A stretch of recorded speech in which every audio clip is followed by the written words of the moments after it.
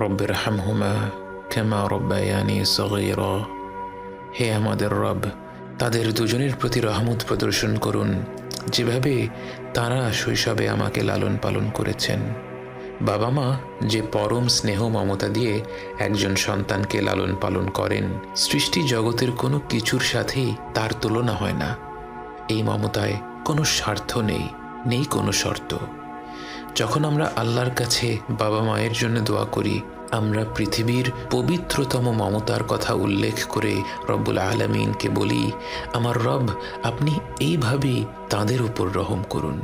বাবা মায়ের জন্য এই দোয়াটি পবিত্র কোরআনের মাধ্যমে আল্লাহই আমাদের শিখিয়েছেন।